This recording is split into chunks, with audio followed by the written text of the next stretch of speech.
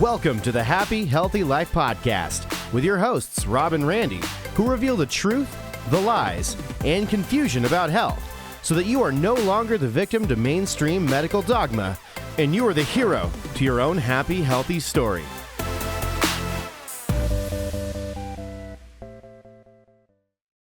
Hi there, and welcome to the Happy, Healthy Life Podcast. I'm Rob. I'm Randy. And we are the Happy, Healthy Guys. Today, you are in for a treat. We have a very special edition of the Happy, Healthy Life Podcast. We're going to take you behind the scenes to Marbella, Spain, where we were just at. And Randy, you want to talk to them about what it is that they're getting ready to watch as a special edition of the Happy, Healthy Life Podcast? Yeah, well, this is a very special edition. It's not our typical format. I had the privilege of getting to interview Dr. Raymond Hilu, a good friend of ours. This is the doctor that I went to go see 14 years ago when they told me, get your affairs in order, that this cancer is lethal and you got 2 months to maybe 2 years. Insane. So we're going to go back and revisit that in this interview. We're going to dive deep on a lot of the strategies, the things on how to not only overcome a chronic illness, but how to never get there. His philosophy on health, which obviously echoes ours as the Happy, Healthy Life and as metabolism experts. So buckle up. I think you're going to love this episode.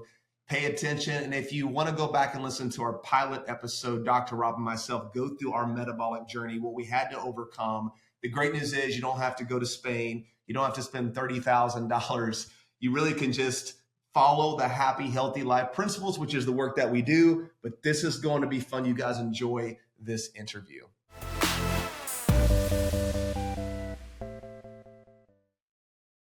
Dr. Ray, it's been a long time, my friend. Welcome back to Spain. 14 years. It's crazy. And I had what a privilege to see you in Dallas. 2 years ago, we got to dinner with some friends. But being back here, it's been 14 years. And, my story, I want to kind of go back and revisit some of that because I came over here not knowing if I was coming back. If I was going back, it might have been in a coffin. And I came here, as you know, our friend Greg Lohman, he had told me you'd helped his wife. Mm-hmm. And I remember Greg told me, he said, I don't know if he can help you, but I think you'll like his philosophy because he doesn't want to treat the condition. He wants to treat the person who has the condition, right? So I came here, I get the consultation with you. And that's basically what you told me. I'll do nothing that will kill you. Now, you did tell me you may die. And I appreciated the honesty. But you also said, I'll do everything I can to get your body adapting again, chemically, physically, and emotionally, which is your best chance to get well and for cancer never to come back. And then it was very simple, no need for theatrics. Are we ready to get started? This was what we did, in fact. It was very short. The consultation was very, very brief. It didn't require a lot of conversation. It was very simple. What do you remember about my case, if any at all? What do you remember about it? Because I know it was 14 years ago. I'd like to be honest and say I hardly remember anything. Just although okay. I love you. It's thousands of patients. I know. Although of course I do remember things. Yes. But I've got some of my old notes. I've got the habit of taking note of the main issues. Yes. I do remember that I wasn't sure if I were going to be able to help you to the degree that I would have wanted to help you, i.e. cure. And as you've rightly mentioned, we do not treat conditions. We didn't used to treat conditions, and we continue on the same route. We determine what's wrong. We study each and every case individually, and we adapt the adjustments, the treatments as tailor-made. Yes. But of course, when it comes to cancer, this is not enough. It's not the same to have, I think you will like this example. Okay. To have an anti-bullet vest. Yes. Bulletproof vest. Bulletproof vest, yes. Because they are going somewhere where there may be some snipers. This will protect you and it will be good for you.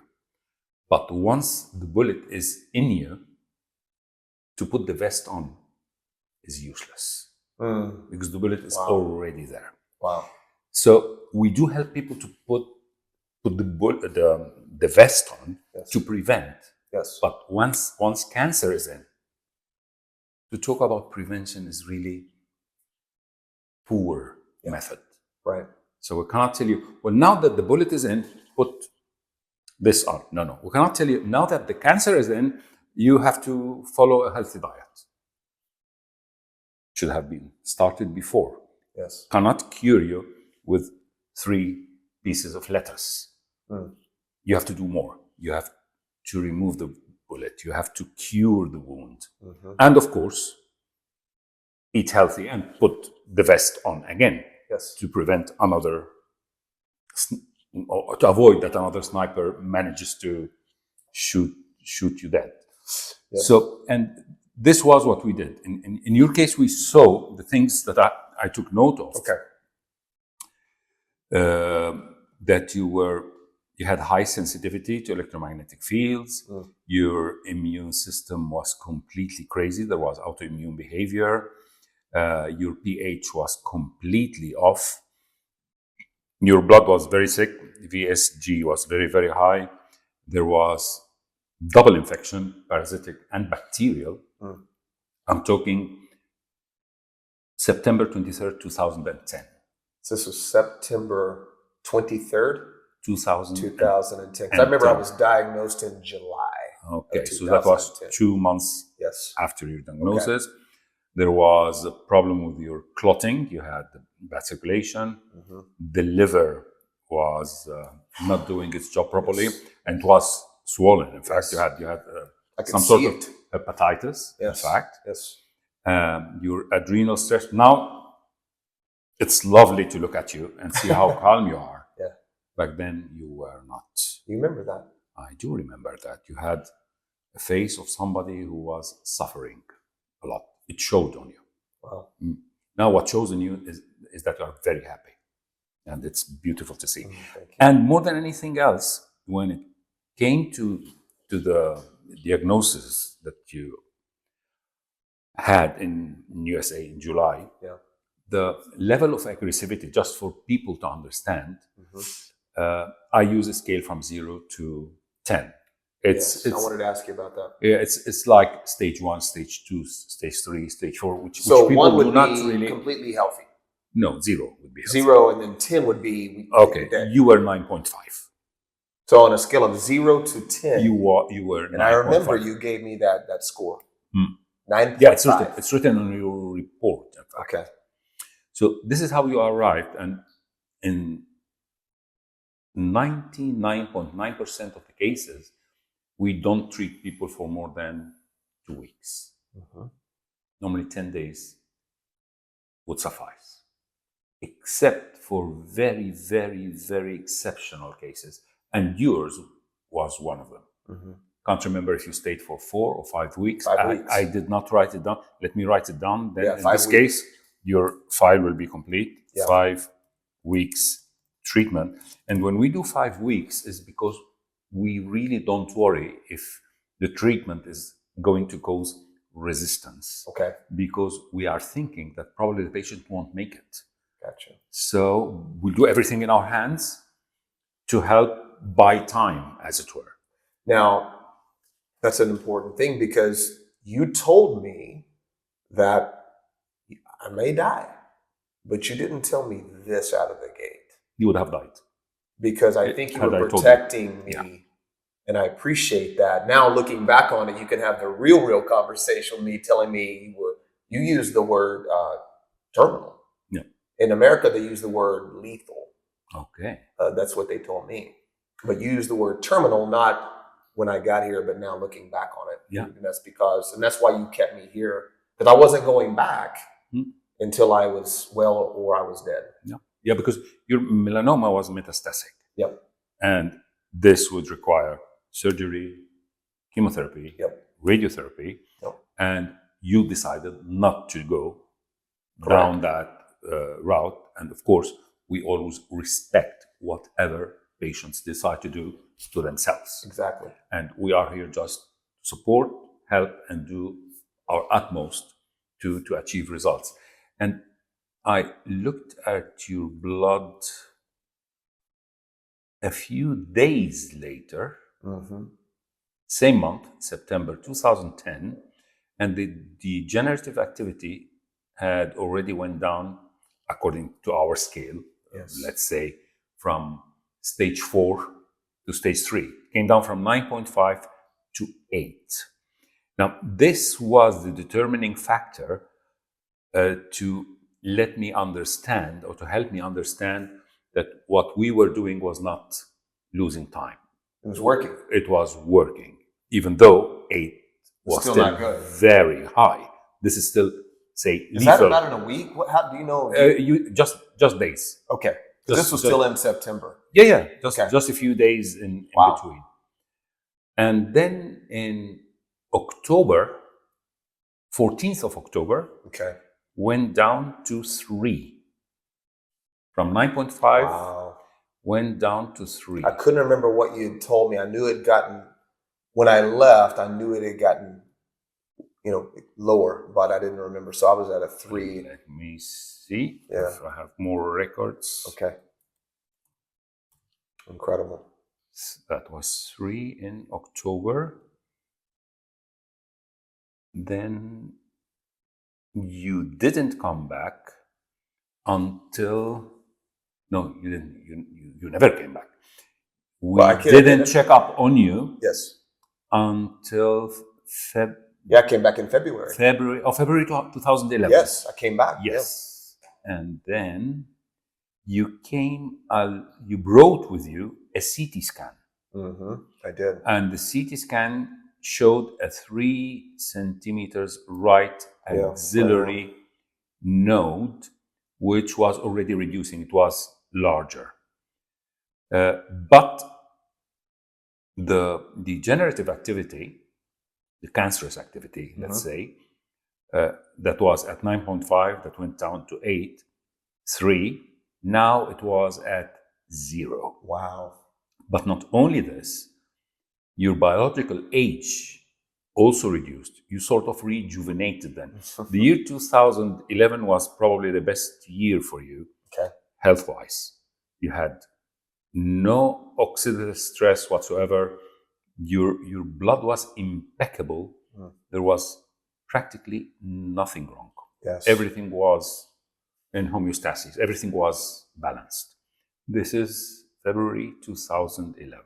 After that, what do we have? We have you here. Okay. Nothing. No, because we never met after that until a couple of days ago that we looked at your blood. It was perfect. And the word you used again was impeccable. 14 years later. So that's remarkable, and that's a good transition. Thank you for that, by the way.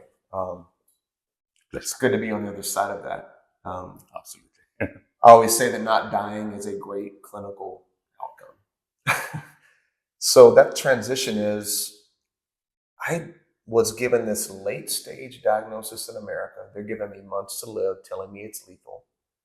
I come over here, and within 3 to 5 months, a couple of trips over here, going through the protocols, looking at my blood, working on me, not on the condition. I'm literally completely healed and restored. And now 14 years later, here I am. So when I talk to people, especially the medical community, in fact, I think I told you I was at a bar in Dallas, grabbing a steak and a glass of wine. And I sat down beside an oncologist. I didn't know it at the time. We just started talking, what do you do? What do you do? I tell him my story, and I could tell he was struggling with my story. I'm thinking, this guy's got to be a doctor, a Western trained doctor. So he goes, I'm an oncologist. I'm like, tell me, what were you thinking as I'm telling you my story? And of course, he said, I'm thinking you were misdiagnosed, because he couldn't even understand how somebody could get well from a late stage metastatic melanoma in months without going through standard of care. Have you experienced that? Or what are your thoughts on that? Because it is hard for people to grasp, because they've been groomed to think cancer, treat cancer. They don't see cancer as And I call it a symptom. I may have even robbed that from you. What would you say to that? You remember Dr. Martinez, our Absolutely. internist doctor? Yes.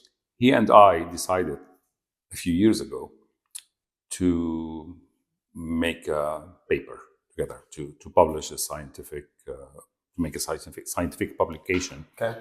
with the patients, including or making reference to the patients who were treated at our clinic and were cured, were healed. Yes. For that, you would require a pre and post scan report. Yes. The first one would state what's wrong, size, definition of the tumor or tumors. Yeah. And the last one should say it's a comparative study, Okay. wherein the previous one said this, now the situation is this. Okay. With the vast majority of the cases that we ask the patients to provide us with the comparative study, they came back to us and said exactly the same thing as the oncologist said to you. They refused to put this statement on the report. Rather, they stated that the previous report was wrong. Wow. In practice, not in all of them, but practically all of them. So we could not get enough, say, reports, because we wanted to publish 100. Yeah. Could not. So this is pervasive. It really isn't just even in America. It's really almost a world. No, not all of them were Spanish. I mean, but patients from different. I'm not saying Right. that the Spanish system doesn't work, Yeah. nor that the American system doesn't work, but Right. it's a common thing, and probably it's. Yeah. And I understand how this happens, in fact, because if I'm in the shoes of the oncologist, yes, and I'm trained to see when this happens, it goes like this, and this should be like this. correct. If this is not like it should be, then this must be wrong. Yes. That's common sense to them. Yes. And of course, it's lack of flexibility, but it is common sense to Absolutely. them. So it's not meant wrong.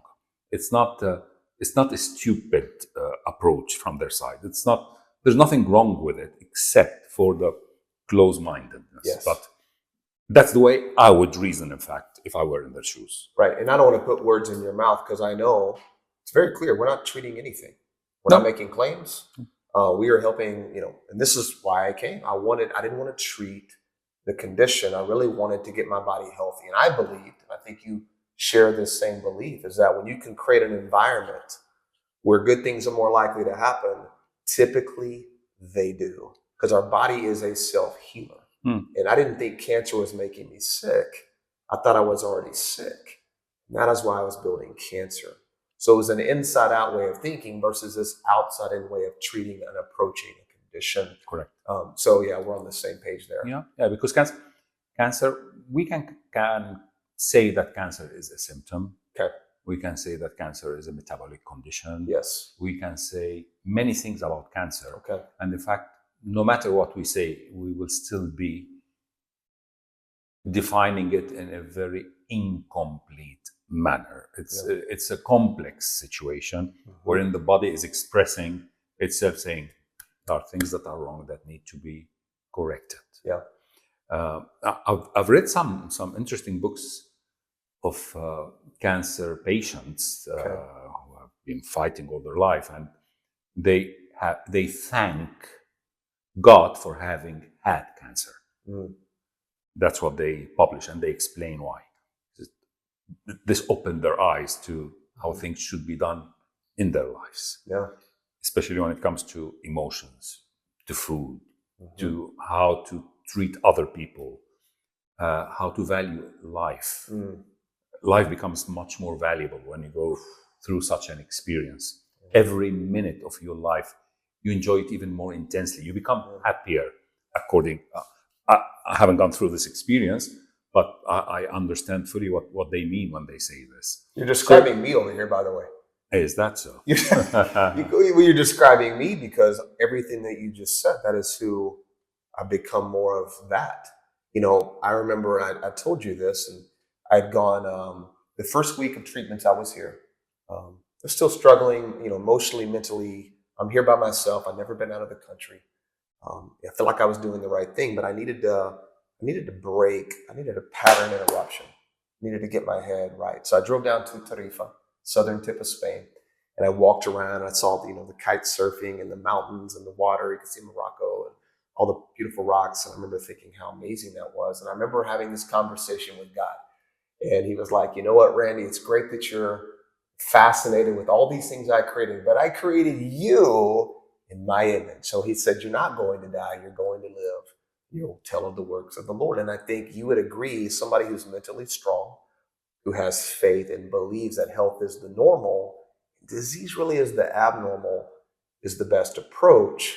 Because I think if there was one thing, if you could pinpoint, and there's a lot of things that lead to successful outcomes, but all the patients you've worked with, and you've worked with how many? Just many thousands. Thousands, right? And this was thousands when I came to you 14 years ago. So who knows, tens of thousands.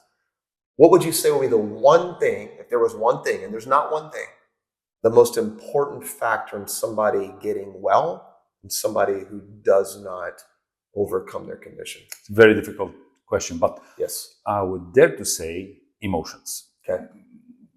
It's more than that. It's attitude, it's balance of the nervous system, it's faith, it's wanting to be healed. But it's all of this can go under the umbrella of emotions, feelings, and attitude, or adrenal balance, or just choose. And I'll put you in choose a title. Choose a title for that. But okay. it would go down that way. Why? Because the brain is the one that gives orders to the body to do one thing or another. Yeah. You cannot choose to tell your liver to work 3 times quicker. Right. You cannot, but the brain can do that. Yes. You cannot tell your pancreas to produce more insulin. Mm. This is controlled automatically. Yes. It's your parasympathetic system. So when there is a balance of your nervous system, the orders that arrive to the organs are the right ones. Mm. In other words, if the orders that arrive to the different tissues and organs of the body are the right orders, because there is emotional or nervous balance, then it's practically next to impossible to develop any disease. Yes. It won't happen. Right. Because there is an inner protection, a normal function. And that's why I would refer to this situation, or to answer your question, by daring to say this. It is emotions, it is brain, it is balance of the nervous system. Yeah. Number one. Yes, number one. I remember a conversation that we had. I don't know if you remember this, but of course this was 14 years ago. So like you said, you may not remember. But I remember, because obviously I'm a chiropractor by trade. My training, and you are a good one. Well, thank you very much. I practiced clinically for 15 years. I was 8 years into practice when all this happened for me. But, you really find out what you believe when you're thrown directly into the fire. It's easy to say one thing. What happens when things don't go your way? I still believed in the worst moment of my life that if I could create a new environment, my body would heal. The goal wasn't to get more healing. It was to remove any interference to my body's healing process. So as a chiropractor, we bring the force to the matter. And you said, that's true. Randy, I bring the matter to the force. And you need both. Do you remember that at all? And that may not have been exactly how the conversation went. It was. Okay. It was. Okay. So you have a better memory than me. Well, I am, I'm only 49. Well, tomorrow I'm 50. And I'm biologically, because of your work, only probably 12 years old. I know what you are trying to provoke, but you only look 35. Thank you very much. Okay, my pleasure. Carry on. Well, no, that was an important conversation, because that's one of the reasons I came all the way across the world to come see you, because I needed to work with a doctor who really shared my values and those convictions for me. And that really made sense to me. I could, literally and figuratively live or die with that philosophy. Now, having said so, this doesn't mean, because I don't like to transmit or send the wrong message. Okay. This doesn't mean that when you came to me, you would have decided back then to do chemotherapy and radiotherapy, Right. it wouldn't have made any difference Right. as far as my attitude, Exactly. because I would try to help the patients no matter what they decide. Yeah. And I do respect each and every individual's decision. Absolutely. There is no need for me to even understand why someone decides this, that, or the other. Yes. It's like religion. It's like philosophy in life. It's like politics. It's like so many things. You decide for many reasons. Yeah. And I'm here only to help. Yeah. But I do respect the people who are so courageous and go against the system in a sense and say, no. I know what I want, and that's the way I want it. That's this denotes strong personality, and it's one of the tools that is going to help the patient get better. Because it's not only one tool. It's not only emotions. It's strength, goodwill, eating habits, lack of contamination.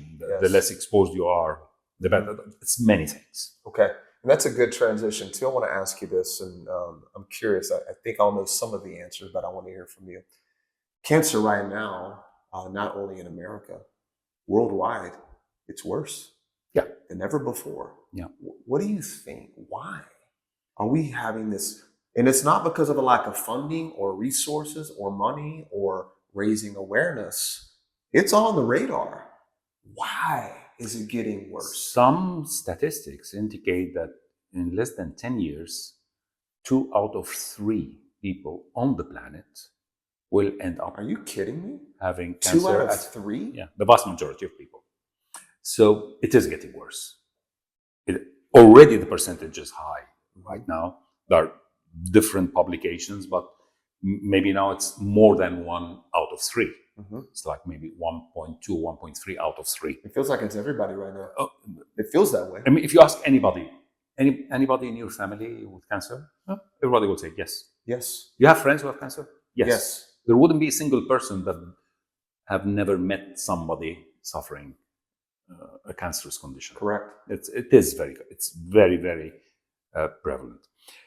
Why is this happening?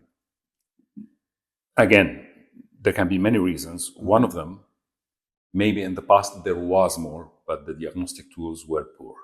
Yeah. So this could be a possibility. Yeah, because now we have much higher quality scanning methods, PET scans, and good tomographies. And I would agree. Not to interrupt you.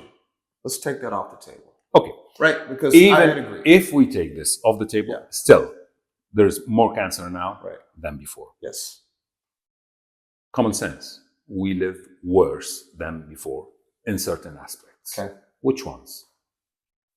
You don't need to be a doctor. I mean, just look around you.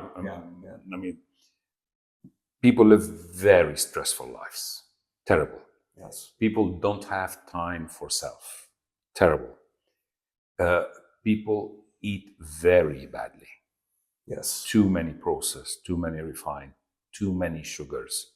That's very, very cancer. That's very pro-cancer, we can say. And since cancer is multi-causal, it's not caused by one thing. Yeah. If you add so many things that are wrong, plus pollution, plus mercury, which is a cancerous metal, plus, I don't know, it's many things, plus electromagnetic contamination, if it's high, because just the low level contamination has not been proven to be as bad. But you warned me about EMF 14 years ago. You were the first person I had ever heard even mention that. 14 years ago. Because apparently you were overexposed, and this had already an impact on you. Yeah. And you'd already developed electrosensitivity, as it were. I remember that. So this is not the best thing for you to use. It's not the cell phone. It's the cell phone. It's the Wi-Fi. It's the GPS. It's the microwave. It's so many things. And if on top of that you live near an area where there are antennas and aerials and things add up if you are sensitive. If you're not sensitive, then it's less Yeah. harmful. But it's 1 plus 1, which is 2, plus 1, which is 3, plus 1, which is 4. And when you get to 4, it becomes exponential. 4 is not 4. A compound 4 interest. is 400. Yes. That's the problem. So with the first one, you are safe. With the second one, you are still safe. With the third one, you can still be safe. When it comes to 4 things that are pro-cancer, Yeah. That's the tipping point. too late. 4 is that number, really? Yeah. Wow. That's interesting. Okay, so as we're wrapping up here, as you know, I'm in the metabolic health space. I know. Yes, that is the rumor. Myself and obviously Dr. Rob Vasquez, who is my best friend, incredible doctor, loves you and the clinic and everything that we do. And we finally got to look at his blood work, which was amazing. This is one of the reasons I started a metabolic company with Dr. Rob, is because my experience here was really the genesis of all of this, because I began to see things a lot differently. I began to see really all chronic illness and disease downstream of poor metabolic function. You've got all these conditions. Really, a lot of them are they're a lot of the same problems that are never being addressed, which is another reason why I came here. I didn't want to treat this condition because the condition wasn't making me sick, whatever the condition is. And you can name 1,000 of them. But it feels like there's a lot of commonalities. It's all really cellular metabolic disruption. I think you share some of that with me, or I know I got a lot of that from you. What would you say to that? Because when we are helping people, we help people lose a lot of weight. We're very good at that. Because poor metabolic function, doesn't matter what you do, you're going to struggle. But what about the person with chronic illness, the heart disease, the strokes, the cancers, the diabetes, the Alzheimer's, all these chronic metabolic conditions with all these drugs and treatments, yet nobody's really looking to correct the metabolic imbalance. What do you think about that? I mean, if I love cars. Me too. In fact, I like racing. I haven't raced for many, many years. Okay. Let's say that 2 drivers have exactly the same car. Okay. Same horsepower, same tires, same equipment, same brand. Everything is identical. Okay. The only difference we are going to make in this case is in one car, we'll put excellent fuel, Okay. excellent oil to the engine. And the other car, we will put the worst oil possible and contaminated fuel. Okay. Which one will win the race? We know. But it's the same car. So the same human being, Okay. identical twins, if one of them is putting in the right fuel, i.e. the right food, each and every cell, each and every tissue, each and every organ, and the entire organism will function correctly. Okay. And will do better than the other one, even if genetically identical. Yeah. That's the role of metabolism. Yeah. So it's yes or yes. There's no choice. I love the example. That's so true. Awesome. Ray, thank you, Dr. Ray. Thank you for this time. I know you're very, very busy. I've been here now for 2 weeks. You're everywhere. You're in Barcelona helping people. You're here helping people. You're all over the world. And what you do is made a huge difference in my life. I can't thank you enough. I love you. I appreciate you. Thank you for your time. Likewise. See you So, soon. Randy, All right. God bless you. you take care. Yes. Bye. All right.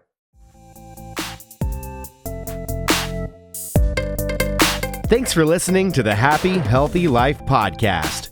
If you enjoy the show, make sure to follow them on Instagram at the H2 Life or on YouTube and Facebook at the Happy Healthy Guys. Don't forget to like, subscribe, follow, and review the show wherever you listen to podcasts.